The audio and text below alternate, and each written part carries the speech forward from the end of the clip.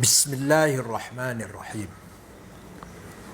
Membaca berita yang ada di Kompas.com bahwa pemerintah Indonesia dan pemerintah Thailand segera menaikkan perjanjian impor beras 1 juta ton pada akhir Maret tahun 2021 ini. Kesepakatan itu untuk jual beli beras Thailand sebanyak 1 ton dalam setahun ini berupa kesepakatan antar pemerintah G2G.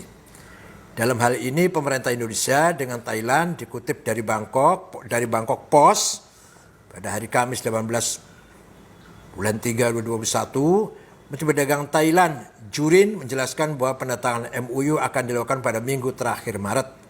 Isi perjanjian ini adalah terkait pasokan beras asal Thailand ke Indonesia, mencakup tidak lebih dari 1 juta ton beras putih dengan kadar 15-25% beras medium dengan kadar retak ya dalam 15-25%. Perjanjian ini berlaku untuk pasokan impor 1 juta ton beras dalam setahun dengan durasi 4 tahun. Nah, saya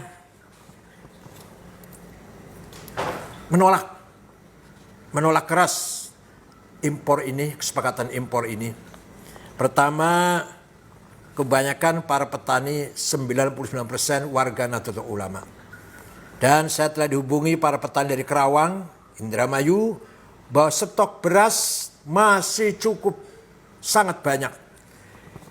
Kemudian begitu ada berita bahwa pemerintah akan MOU dengan pemerintah Thailand impor beras, langsung harga beras turun sampai 300-350. Langsung para petani nangis akibat berita, belum terjadi impor, baru berita itu sudah merasakan dampaknya negatif. Para tengkulak pun ragu untuk membeli beras dari para petani, menunggu apa yang akan terjadi. Ini jelas sangat merugikan para petani yang terus terang kebanyakan warga Nahdliyin. Kemudian saya kontak langsung ke Wakil Menteri Pertanian, Mas Harfiq Hasil Qalb, yang kebetulan salah satu bendahara PBNU. Beliau pun setuju sikap saya menolak MOU ini. Karena dalam data Kementan mencatat stok beras pada akhir tahun 2020 sebesar 7,38 juta ton, sementara perkiraan produksi dalam negeri tahun 2021 sebesar 17,51 juta ton, sehingga jumlahnya menjadi 24,9 juta ton. Adapun perkiraan kebutuhan yaitu sebesar 12,33 juta ton, sehingga muncullah angka surplus 12,56 juta ton di tahun 2021 ini. Ini artinya surplus. Ngapain impor? Ini kebijakannya siapa ini? Saya bertanda tanya besar. Untuk apa? Untuk kepentingan siapa? Dan kenapa ini harus dilaksanakan? Untuk kepentingan kelompok tertentu pasti ini tujuannya. Saya tahulah. Tolong, nasib petani harus didahulukan. Nasib para petani sebagai tulang punggung ekonomi bangsa ini harus diprioritaskan. Alih-alih untuk mendukung, malah akan menghancurkan nasib mereka ini. Barangkali yang perlu dipertimbangkan lagi adalah kesesuaian data antar lembaga pemerintah. Harus segera disinkronkan. BPS harus berperan aktif.